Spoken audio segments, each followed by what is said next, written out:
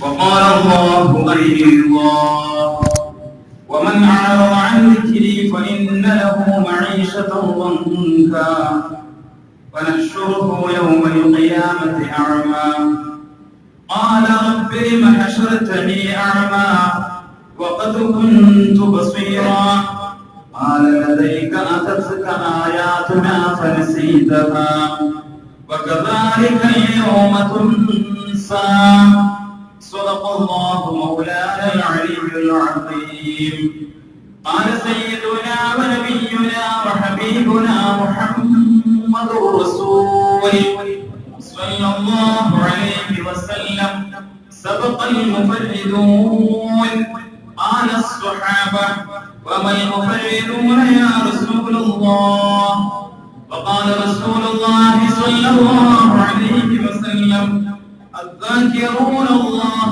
كثيرا والذاكرات ബഹുമാനികളായ സഹോദരന്മാരെ, അല്ലാഹുവിന്റെ അപാരമായ അനുഗ്രഹം കൊണ്ട് വിശുദ്ധമായ ദിവസത്തിൽ നമ്മൾ ഒരുമിച്ച് ചേർന്നിരിക്കുകയാണ്. അല്ലാഹു ഇവിടെ ഇരിക്കുന്നത് പോലെ ഇതിലേറെ മനോഹരമായി അവന്റെ സ്വർഗ്ഗത്തിൽ ഇരിക്കാൻ നമുക്ക് തൗഫീഖ് നൽകട്ടെ എന്ന് ആത്മാർത്ഥമായി ദുആ ചെയ്യുകയാണ്. എന്നോട് ഓതി വെച്ച ആയത്ത് അല്ലാഹുവിനെ കുറിച്ച് മനുഷ്യ സമുദായം ഓർക്കണം എന്നതിനെ ദ്യോതിപ്പിക്കുന്ന ആയത്താണ്.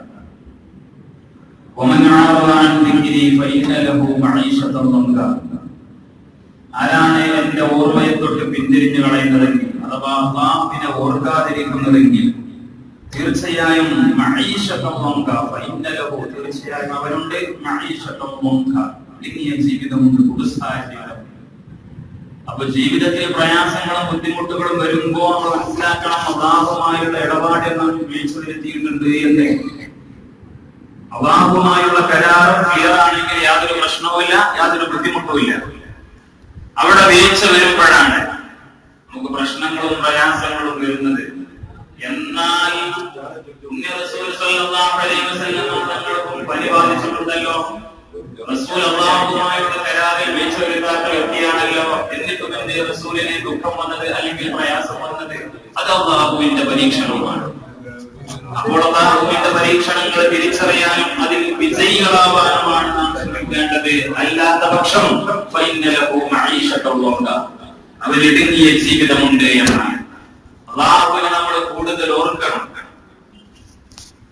ആ ഓർമ്മകൾ ഹൃദയത്തിൽ ഓളങ്ങൾ സൃഷ്ടിക്കുമ്പോഴാണ് നമ്മുടെ ഹൃദയം വിശുദ്ധിയുള്ളതാവുന്നത്, ധവളമാവുന്നത്, വെളുത്തതാവുന്നത്. പ്രപഞ്ചത്തിൽ ഒരു പഠനമുണ്ട്, സറൈസക് ന്യൂട്ടന്റെ വിബ്ജിയോറിനെ കുറിച്ച്. വിബ്ജിയോർ എന്ന 7 നിറങ്ങൾ ഒരു ഫലകത്തിൽ ഒരേപോലെ നിറം കൊടുത്ത് അത് ശക്തമായി കറക്കിയാൽ 8ാമതായി രൂപാന്തരപ്പെടുന്ന നിറമാണ് വൈറ്റ്, വെള്ള എന്ന് പറയുന്നത്. എല്ലാ കളറിന്റെയും സംയുക്തം എന്ന പോലെ, അല്ലെങ്കിൽ എല്ലാ കളറുകളെയും ഒഴിവാക്കിയിട്ട് അവസാനം രൂപാന്തരപ്പെടുന്ന നിറം വെള്ളയാണ്. പുണ്യ റസൂൽ സല്ലല്ലാഹു അലൈഹി വസല്ലം തങ്ങൾ ഹൃദയത്തെ ശുദ്ധീകരിക്കാൻ പറയുന്നുണ്ട്. വെള്ളക്ക് പ്രത്യേകം പ്രാധാന്യം പറയുന്നുണ്ട്. ജുമുഅക്ക് വരുമ്പോൾ വെള്ള വസ്ത്രം ധരിക്കൽ സുന്നത്താണെന്ന് പഠിപ്പിക്കുന്നു. മയ്യത്തായാലും കഫൻകുട, ആണായാലും പെണ്ണായാലും വെള്ള വേണമെന്ന് പറയുന്നു. പണ്ടുകാലങ്ങളിൽ നമ്മുടെയൊക്കെ വീടുകളിൽ ഹജ്ജ് കഴിഞ്ഞെത്തുന്ന സഹോദരിമാർ ഒരു വെള്ളമുണ്ടും കുപ്പായവും ഷാളും മക്കനെയും ധരിച്ചിരുന്നു. അത് മാറി കറുത്ത ബനിയനായി, പനിം കൊണ്ട് നിർമ്മിച്ച പർദ്ദയായി. എന്തേ ഇങ്ങനെ സംഭവിച്ചത്? വെള്ളക്കൊരു പ്രാധാന്യമുണ്ട്. അത് ആണിനോട് മാത്രമുള്ള കൽപ്പനയല്ല, പെണ്ണിനോടും അങ്ങനെ തന്നെയാണ് കൽപ്പന. പുണ്യ റസൂൽ സല്ലല്ലാഹു അലൈഹി വസല്ലം. ഞാനിത് പറഞ്ഞു വരുന്നത് സറൈസക് ന്യൂട്ടന്റെ സിദ്ധാന്തമാണെങ്കിലും നമ്മുടെ ഹൃദയത്തിൽ എല്ലാവിധ കറകളും, പാപത്തിന്റെ കറുത്ത കറകൾ എല്ലാം ശുദ്ധീകരിക്കണമെങ്കിൽ നമ്മൾ ദിക്ർ കൊണ്ടേ സാധ്യമാവൂ എന്ന് ആദ്യം അടിവരയിട്ട് മനസ്സിലാക്കേണ്ടതുണ്ട്. അത് നമ്മൾ ആദ്യമായി ചെയ്യേണ്ടത് അല്ലാഹുവിന്റെ അനുഗ്രഹങ്ങൾക്ക് ശുക്ർ കാണിക്കുക എന്നതാണ്.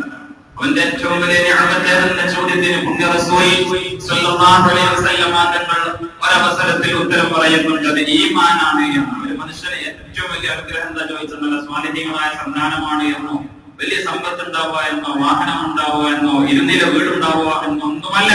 ഒരു മനുഷ്യൻ അല്ലാഹു നൽകുന്ന അനുഗ്രഹങ്ങളിൽ ഏറ്റവും മുന്തിയത്, ഏറ്റവും മൂല്യമുള്ളത് ഈമാനാണ്. ആ ഈമാൻ കാത്തു സൂക്ഷിക്കണമെങ്കിൽ മനസ്സ് എപ്പോഴും ശുദ്ധീകരണത്തിലായിരിക്കണം, എപ്പോഴും വിശുദ്ധിയുള്ള ഹൃദയമായിരിക്കണം. അല്ലാഹു നമുക്ക് തൗഫീഖ് നൽകട്ടെ.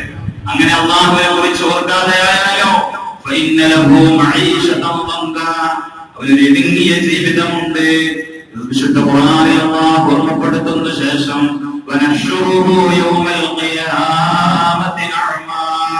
ആ മനുഷ്യനെ മനുഷ്യരയിൽ നാം ഒരുമിച്ച് കൂട്ടുക അന്ധനായിട്ടാണ്. ആ സമയത്ത് ആ മനുഷ്യൻ പറയും, റബ്ബി, എന്റെ റബ്ബേ, ലിമ ഹശറതനി അഅമ, എന്തിനാണ് നീ എന്നെ അന്ധനാക്കി എഴുന്നേൽപ്പിച്ചത്? വഖദ് കുൻതു ബസീറാ, എനിക്ക് നല്ല കാഴ്ച ഉണ്ടായിരുന്നുവല്ലോ, എനിക്ക് ദുനിയാവിലെ കണ്ണിന് യാതൊരു പ്രശ്നവും ഉണ്ടായിരുന്നില്ലല്ലോ, പിന്നെ എന്തിനാണ് പഠിച്ചവനെ ഈ ആഖിറത്തിൽ നീ എന്റെ കണ്ണിന്റെ കാഴ്ച എടുത്തു കളഞ്ഞത് എന്ന് ആ മനുഷ്യൻ ചോദിക്കുമ്പോൾ അല്ലാഹു പറയുകയാണ്, കദാലിക, അപ്രകാരം തന്നെയാണ്, നീ പറഞ്ഞതുപോലെ തന്നെയാണ്, വാസ്തവം കാര്യം അതുപോലെയാണ്.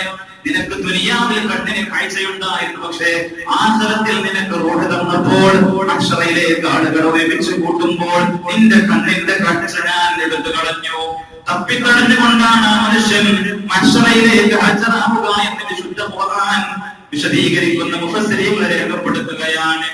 എടോ മനുഷ്യ, നീ പറഞ്ഞതുപോലെ തന്നെയാണ്, കദാലിക, അപ്രകാരം തന്നെയാണ് വിഷയം.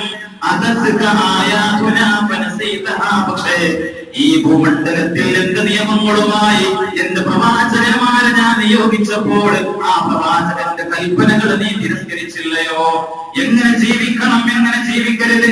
കള്ള് കുടിക്കൽ ഹറാമാണ്, പലിശ ഹറാമാണ്, ചീട്ടുകളി ഹറാമാണ്, കള്ളം പറയൽ ഹറാമാണ്, കളവ് നടത്തൽ ഹറാമാണ്, നിസ്കരിക്കണേ, നോമ്പനുഷ്ഠിക്കണേ, സത്യം പറയണേ, മുസൽമാന്റെ ഐഡന്റിറ്റി കാത്തു സൂക്ഷിക്കാനുള്ള നിയമാവലികളുമായി എന്റെ ദൂതൻ കടന്നു വന്നപ്പോൾ നമ്മുടെ ദൃഷ്ടാന്തങ്ങൾ മുഴുവനും നമ്മുടെ ആയത്തുകൾ മുഴുവനും നിങ്ങൾക്ക് വിശദീകരിച്ചു തന്നപ്പോൾ ദുനിയാവിൽ നീ സുഖാഡംബരങ്ങളുടെ വെച്ചിൽപ്പുറങ്ങളിൽ നിൽക്കുമ്പോൾ എന്റെ ദൃഷ്ടാന്തങ്ങൾ നീ മറന്നു കളഞ്ഞില്ലയോ? കണ്ടോ, ദുനിയാവിൽ എല്ലാവിധ സുഖങ്ങളും നിനക്കുണ്ടായിരുന്നു, പക്ഷേ ഞാനെങ്ങനെ ജീവിക്കണം എന്ന നിയമങ്ങൾ നീ അനുസരിക്കാതെ വന്നപ്പോൾ നിന്റെ കണ്ണിന്റെ കാഴ്ച ഞാൻ എടുത്തു കളഞ്ഞതാണ്. ദുനിയാവിൽ നീ എന്നെ മറന്നതിന് പകരം, ദുനിയാവിൽ നിന്ന് നീ എന്നെ ഓർക്കാത്തതിന് പകരം ആഖിറത്തിൽ ഞാൻ നിന്നെ മറക്കുകയാണ്. അന്ന് നീ എന്നെ ഓർത്തില്ല, ഇന്നാണെങ്കിലോ നിനക്ക് എന്നെ ആവശ്യമാണ്, പക്ഷേ എനിക്ക് നിന്റെ ആവശ്യമില്ല, ഞാനും നിന്നെ മറന്നു കളഞ്ഞു എന്ന് മുഹമ്മദ് എന്ന് അല്ലാഹുവിന്റെ വിശുദ്ധ ഖുർആൻ രേഖപ്പെടുത്തുകയാണ്. ഏത് മനുഷ്യനെ അല്ലാഹുവിനെ കുറിച്ചുള്ള ഓർമ്മ മറന്നുപോയ മനുഷ്യനെ, അവനെ ഇബാദത്ത് എടുക്കാത്ത മനുഷ്യനെ ഒരവസരത്തിൽ പുണ്യ റസൂലുള്ളാഹി സ്വല്ലല്ലാഹു അലൈഹി വസല്ലം തങ്ങൾ പറയുന്നു, സബഖൽ മുഫരിദൂൻ, മുഫരിദീങ്ങൾ മുഴുവനും മുന്നിട്ട് പോയി. കേട്ടിരുന്ന സ്വഹാബത്ത് അത്ഭുതത്തോടെ ചോദിക്കുകയാണ്, വൽ മുഫരിദൂന യാ റസൂലല്ലാഹ്, അല്ലാഹുവിന്റെ റസൂലേ, ആരാണ് ഈ മുഫരിദീങ്ങൾ? മുഫരിദീങ്ങൾ സകല നന്മകളും കൊണ്ടുപോയി എന്നാണല്ലോ എന്ന് പറയുന്നത്. ആരാണ് മുഫരിദീങ്ങൾ നബിയേ? ഒന്ന് വിശദീകരിച്ചു തരുമോ? റസൂലുള്ളാഹി സ്വല്ലല്ലാഹു അലൈഹി വസല്ലം തങ്ങൾ പറയുകയാണ്, അദ്ദാകിറൂനല്ലാഹ കസീറൻ വദ്ദാകിറാത്ത്, അല്ലാഹുവിനെ ഒരുപാട് ദിക്ർ ചൊല്ലുന്ന പുരുഷന്മാരാണ്, അല്ലാഹുവിനെ ഒരുപാട് ദിക്ർ ചൊല്ലുന്ന സ്ത്രീകളാണ്. അവരാണ് എല്ലാ നന്മകളുമായി സ്വർഗ്ഗത്തിലെത്തുന്നത്. അവരാണ് നിങ്ങളിലേറെ മുൻപന്തിയിലുള്ളതെന്ന് മുഹമ്മദ് മുസ്തഫ സ്വല്ലല്ലാഹു അലൈഹി വസല്ലം. അഥവാ അല്ലാഹുവിനെ ദിക്ർ ചൊല്ലുന്ന ഒരു മനുഷ്യൻ, അവനെ ഓർക്കുന്ന ഒരു മനുഷ്യൻ, അവൻ എല്ലാ വിഷയത്തിലും ഉന്നതിയിലായിരിക്കും. അല്ലാഹു നമുക്ക് തൗഫീഖ് നൽകട്ടെ. അവരാണ് എല്ലാ നന്മകളും കൊണ്ടുപോയത്, അവരാണ് അല്ലാഹുവിന്റെ എല്ലാ അനുഗ്രഹങ്ങളും കൊണ്ടുപോയത്. സർവശക്തനായ അല്ലാഹു നമുക്ക് അതിന്റെ ഭാഗ്യം നൽകട്ടെ. പുണ്യ പ്രവാചകനായ മൂസാ നബി അലൈഹിസ്സലാം യാത്ര തുടരുകയാണ്. പോകുന്നത് തൂർ സീനാ പർവ്വതത്തിലേക്കാണ്. തൗറാത്ത് എന്ന ഗ്രന്ഥം വാങ്ങാൻ പോവുകയാണ്. വഴിവെക്കിൽ വെച്ചുകൊണ്ട് ഇബ്ലീസിനെ കാണുകയാണ്. ഇബ്ലീസ് ചോദിക്കുകയാണ്, നിങ്ങൾ അല്ലാഹുവിന്റെ അരികിലേക്കാണോ പോകുന്നത്? അതെ. എന്നാൽ എനിക്കൊരു ആവശ്യമുണ്ട്, അത് അല്ലാഹുവോട് പറയുമോ? അതെ, ഞാൻ പറയാം. എനിക്കൊന്ന് നന്നാവണം, എനിക്കൊന്ന് പശ്ചാത്തപിക്കണം, എനിക്കൊന്ന് തൗബ ചെയ്യണം. അതിന് അല്ലാഹുവിൽ നിന്നൊരു പെർമിഷൻ നിങ്ങൾ വാങ്ങിത്തരുമോ? ഈ ആവശ്യം കേട്ടപ്പോൾ കരീമുല്ലാഹി മൂസാ നബി അലൈഹിസ്സലാം നന്നായി സന്തോഷിച്ചു. കാരണം ജനങ്ങളെ ഇസ്ലാമിലേക്ക് നയിക്കുമ്പോൾ, ഹിദായത്തിലേക്ക് നയിക്കുമ്പോൾ ആകെ തടസ്സം നിൽക്കുന്നത് ശൈത്വാനാണ്. ആ ശൈത്വാനാണ് കൊണ്ട് പറയുന്നത് എനിക്കൊന്ന് നന്നാവണം, പശ്ചാത്തപിക്കാനുള്ള മനസ്സ് പിശാചിനെ പോലും ദുനിയാവിലുണ്ടായ ഭൂമിയിലുണ്ടായ സന്ദർഭമാണിതെന്ന് ചരിത്രകാരന്മാർ രേഖപ്പെടുത്തുകയാണ്. മൂസാ കരീമുല്ലാഹി അലൈഹിസ്സലാം അല്ലാഹുവിന്റെ കോടതിയിലെത്തി, അല്ലാഹു തൂർസീനാ പർവ്വതത്തിലെത്തി. ഗ്രന്ഥവും വാങ്ങി തിരിച്ചു പോരുമ്പോൾ, തൗറാത്ത് എന്ന വേദഗ്രന്ഥം വാങ്ങി തിരിച്ചു പോരാനൊരുങ്ങുമ്പോൾ അല്ലാഹു ചോദിക്കുകയാണ്, യാ മൂസാ, അങ്ങോട്ട് വരുമ്പോൾ നീ ആരെയെങ്കിലും കണ്ടിരുന്നുവോ? അപ്പോഴാണ് ഓർമ്മ വരുന്നത്, അതെ, ഞാൻ ശൈത്വാനെ കണ്ടിരുന്നു. അവൻ നിന്നോട് വല്ലതും പറഞ്ഞോ? അതെ, എന്നോടവൻ പറഞ്ഞത്, അല്ലാഹുവേ, അവന് നീ പശ്ചാത്തപിക്കാനുള്ള അവസരം കൊടുക്കുമോ എന്നാണ്. അഥവാ സഹസ്രാബ്ദങ്ങളായി, ആയിരക്കണക്കിന് വർഷങ്ങളായി തെറ്റ് ചെയ്യുന്ന പിശാചിന് നീ പുറത്തു കൊടുക്കുമോ എന്നാണ് അവന്റെ ചോദ്യം. റഹ്മാനായ അല്ലാഹു, റഹീമായ അല്ലാഹു, പടച്ചതമ്പുരാൻ എത്ര കാരുണ്യവാനാണെന്ന് പറയാൻ എന്റെ സഹോദരന്മാരെ, ഞാൻ ഈ കാര്യം പറഞ്ഞ എന്റെ വാക്കുകൾ ഇവിടെ അവസാനിപ്പിച്ചാൽ പോലും നിങ്ങൾ ഇവിടെ വന്നതിനും ഞാൻ ഇവിടെ എഴുന്നേറ്റ് നിന്നതിനും അത് പകരം മതിയാവുമെന്ന് വിശ്വസിക്കുകയാണ്. ആയിരക്കണക്കിന് വർഷം ആദം നബി അലൈഹിസ്സലാമിന്റെ കാലം മുതൽ മൂസാ കരീമുല്ലാഹി അലൈഹിസ്സലാമിന്റെ കാലം വരെയുള്ള സഹസ്രാബ്ദത്തോളം തെറ്റ് ചെയ്ത പിശാചിന്റെ വിഷയത്തിൽ അല്ലാഹു പറയുകയാണ്, ഞാൻ പുറത്തു കൊടുക്കും. പക്ഷേ അവൻ ചെയ്യേണ്ടത് എന്താണെന്ന് അറിയുമോ? അവന്റെ തൗബയുടെ രൂപം എങ്ങനെയാണെന്ന് അറിയുമോ? അതാണ് വിഷയം. എന്തേ അല്ലാഹു ഇബ്ലീസിനെ പുറത്താക്കിയത്? ആദമിന്റെ മുന്നിൽ സുജൂദ് ചെയ്യണമെന്ന് പറഞ്ഞപ്പോൾ സുജൂദ് ചെയ്തില്ല. അപ്പോൾ ആദം അഹങ്കരിച്ചു. അവൻ പറഞ്ഞു, എങ്ങനെയാണ് മണ്ണ് കൊണ്ട് സൃഷ്ടിക്കപ്പെട്ട ആദമിന്റെ മുന്നിൽ പ്രകാശം കൊണ്ട് സൃഷ്ടിക്കപ്പെട്ട ഞാൻ സുജൂദ് ചെയ്യുക? അത് അസാധ്യമാണ്. അവൻ നിഷേധിച്ചു, വിലങ്ങി, അവൻ കാഫിരീകളിൽപ്പെട്ടവനായി. അതാണല്ലോ അവൻ ചെയ്ത തെറ്റ്. അതുകൊണ്ട് അല്ലാഹു പറയുകയാണ്, അവന്റെ തൗബ ഞാൻ സ്വീകരിക്കാം. പക്ഷേ അവൻ തൗബ ചെയ്യേണ്ട രീതി എങ്ങനെ എന്നറിയുമോ? ആദമിന്റെ മഖ്ബറയുടെ മുന്നിൽ പോയി സുജൂദ് ചെയ്യട്ടെ. ആദമിന്റെ മഖ്ബറയുടെ മുന്നിൽ പോയി സുജൂദ് ചെയ്താൽ ആയിരക്കണക്കിന് കൊല്ലങ്ങളായി മനുഷ്യനെ വഴിപിഴപ്പിക്കുന്ന ശൈത്താന്റെ ദോഷങ്ങൾ മുഴുവനും ഞാൻ പുറത്തു കൊടുക്കുമെന്ന് കാരുണ്യവാനായ അല്ലാഹു പറയുമ്പോൾ സന്തോഷത്തോടു കൂടി മൂസാ നബി അലൈഹിസ്സലാം മടങ്ങി വരികയാണ്. ശൈത്താൻ വഴിവെക്കിൽ കാത്തു നിൽക്കുന്നുണ്ട്. അല്ലാഹുവിനെ കണ്ടോ? അതെ. എന്ന പ്രശ്നം പറഞ്ഞോ? അതെ. എന്താണ് മറുപടി പറഞ്ഞത്? എന്നെ പുറത്താക്കിയത് ആദമിന് സുജൂദ് ചെയ്യാത്തൊരു കാര്യം കൊണ്ടാണല്ലോ. അതുകൊണ്ട് ആയിരക്കണക്കിന് വർഷമായി നീ ചെയ്യുന്ന തെറ്റിന് അല്ലാഹു പകരം അല്ലാഹു മായ്ച്ചു തരുന്നതാണ്. പക്ഷേ നീ ആദമിന്റെ മഖ്ബറയുടെ മുന്നിൽ പോയി സുജൂദ് ചെയ്യണമെന്ന് പറഞ്ഞപ്പോൾ ക്ഷുഭിതനായി പിശാച് പറയുകയാണ്, ജീവിച്ചിരിക്കുന്ന ആദമിന്റെ മുന്നിൽ ഞാൻ സുജൂദ് ചെയ്തിട്ടില്ല, പിന്നെയല്ലേ മരിച്ച ആദമിന്റെ ഖബറിന് മുന്നിൽ ഞാൻ സുജൂദ് ചെയ്യുക? അതെന്നെ കൊണ്ട് കഴിയില്ല മൂസാ, അങ്ങേക്ക് കടന്നു പോവാം മൂസാ. പക്ഷേ ഞാനൊരു കാര്യം പറയട്ടെയോ മൂസാ? ഞാനൊരു കാര്യം പറഞ്ഞപ്പോൾ അത് അല്ലാഹുവോടൊന്ന് പറഞ്ഞുവല്ലോ, ആ കാര്യം നിങ്ങൾ നടത്തി തന്നല്ലോ. അതിന് പകരം ഞാൻ 3 കാര്യങ്ങൾ പഠിപ്പിച്ചു തരാമെന്ന് ശൈത്താൻ ലഅനത്തുല്ലാഹി അലൈഹി മൂസാ കരീമുല്ലാഹി അലൈഹിസ്സലാമിനോട് പറയുകയാണ്. ആ 3 കാര്യം എന്നാണ്, നിങ്ങളുടെ ഉമ്മത്തിന് ഈ 3 കാര്യം പഠിപ്പിക്കണേ. ഈ 3 അവസരത്തിൽ ഞാൻ അവരുടെ ഹൃദയത്തിൽ ഉണ്ടാവും മൂസാ. അതുകൊണ്ട് ഈ 3 സന്ദർഭങ്ങൾ സൂക്ഷിക്കാൻ അങ്ങയുടെ സമുദായത്തോട് അങ്ങ് കൽപ്പിക്കണം എന്നതായിരുന്നു പിശാചിന്റെ നിബന്ധന. ആ 3-ൽ ഒന്നാമത്തേത്, ദേഷ്യം വരുമ്പോൾ ഞാൻ അവിടെ ഉണ്ടാവും, അവരുടെ കൽബിൽ ഞാനായിരിക്കും. അതുകൊണ്ട് ദേഷ്യമുള്ള സമയത്ത് അവർ ഇരിക്കട്ടെ, ദേഷ്യം വരുമ്പോൾ അവർ എന്നെ ഓർക്കട്ടെ. പിശാചാണ് എന്നെ കൊണ്ട് ഈ കോപം സൃഷ്ടിക്കുന്നത് എന്നവർ ഓർക്കട്ടെ. രണ്ടാമത്തെ സന്ദർഭം യുദ്ധവേളയിലാണ്, പിന്തിരിഞ്ഞോടാൻ ഞാൻ മനസ്സിൽ പറഞ്ഞുകൊണ്ടേയിരിക്കും. അവിടെയും എന്നെ ഓർക്കാൻ അവരോട് പറയണേ. മൂന്നാമതായി, ഒരാണും പെണ്ണും ഒറ്റക്ക് ഇവിടെ നിൽക്കുന്നുവോ അവിടെ ഞാൻ ഉണ്ടാവും. അവിടെയും അവിടെയും ഞാനുണ്ടാവും. ഈ 3 സ്ഥലങ്ങൾ അങ്ങയുടെ ഉമ്മത്തിന് പറഞ്ഞു കൊടുക്കണേ മൂസ.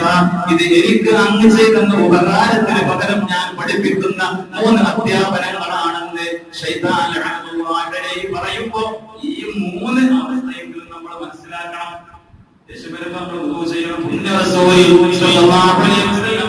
പഠിപ്പിച്ചു. ഈ 3 അവസ്ഥ ദേഷ്യം വരുമ്പോ, യുദ്ധക്കളത്തിൽ ആണും പെണ്ണും ധരിച്ചാകുമ്പോ, അതുകൊണ്ട് ഈ ഒരു 3 പോയിന്റ് നിങ്ങളുടെ മനസ്സിലുണ്ടാവട്ടെ എന്ന പ്രാർത്ഥനയോടുകൂടി എന്റെ വാക്ക് ഞാൻ ഉപസംഹരിക്കുന്നു. آمين الحمد لله رب العالمين اللهم صل على سيدنا محمد وعلى آل سيدنا محمد أرحم الراحمين يا രാജാതിരാജനായ അല്ലാഹുവേ, ഈ മസ്ജിദിന്റെ 4 ചുവരുകൾക്കുള്ളിൽ ഇരിക്കുന്ന ഈ സഹോദരന്മാരുടെ ഹൃദയത്തിനകത്ത് എല്ലാ മുറാദുകളും നീ ഹാസിലാക്കണമേ അല്ലാഹ്.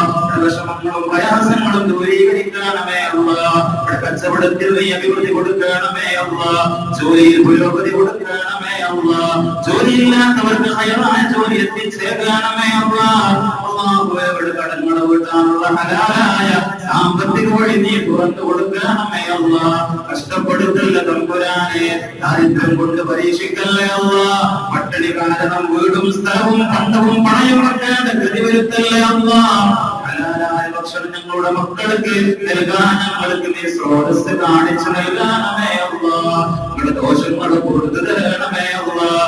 ശുദ്ധിയുള്ള ഹൃദയം നൽകണമേ അല്ലാഹ്.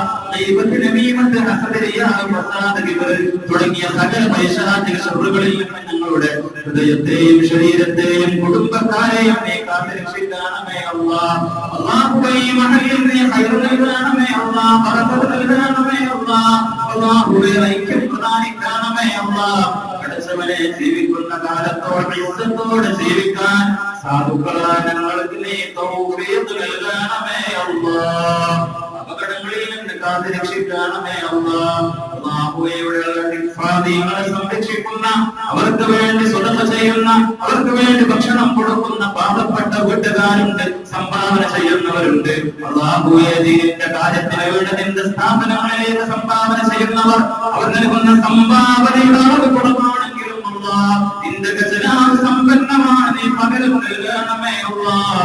നീ പകരം നൽകണമേ അല്ലാഹ്. ഇവിടെ ദുഃഖങ്ങൾ കവരി വരുത്തണമേ അല്ലാഹ്. ഇവിടെ പഠിക്കുന്ന മക്കൾക്ക് എത്രയും പെട്ടെന്ന് ഖുർആൻ മനഃപ്പാഠമാക്കാനുള്ള ഓർമ്മശക്തി പ്രദാനിക്കണമേ അല്ലാഹ്. അല്ലാഹുവേ, ഈ സ്ഥാപനത്തിന് ഞങ്ങളുടെ ഇസ്സത്താക്കണമേ അല്ലാഹ്. ഇതിനുവേണ്ടി പ്രവർത്തിക്കുന്ന സംഘാടകർ, കമ്മിറ്റി ഭാരവാഹികൾ എല്ലാവരും ദീനിന്റെ കാര്യം ഏറ്റെടുത്ത് നടത്തുമ്പോ അവരുടെ ജീവിതത്തിന്റെ കാര്യം നീ ഏറ്റെടുത്ത് നടത്തണമേ അല്ലാഹ്. അല്ലാഹുവേ, ദുനിയാവിലും ആഖിറത്തിലും ഞങ്ങൾ നീ വിജയിപ്പിക്കണമേ അല്ലാഹ്. അല്ലാഹുവേ, ദുആ ചെയ്യുന്നവൻ പാപിയാണെങ്കിലും അല്ലാഹ് ആമീൻ പറയാൻ കൈയുയർത്തിയ സാധുക്കളുടെ ഖൽബിന്റെ വിശുദ്ധി കൊണ്ട്, ഈ ദിവസത്തിന്റെ മഹാത്മ്യം കൊണ്ട്, ഇവിടെ ഇരിക്കുന്ന ഹിഫ്ള് പഠിക്കുന്ന ഈ മക്കളുടെ ബറക്കത്ത് കൊണ്ട് തമ്പുരാനെ ഞങ്ങളുടെ ദുആക്ക് നീ ഇജാബത്ത് നൽകണമേ അല്ലാഹ്. ബിഫളി സ്വല്ലല്ലാഹു അലാ മുഹമ്മദ് സ്വല്ലല്ലാഹു അലൈഹി വസല്ലം സ്വല്ലല്ലാഹു അലാ മുഹമ്മദ് സ്വല്ലല്ലാഹു അലൈഹി വസല്ലം. اللهم صل على محمد يا رب صل عليه وسلم.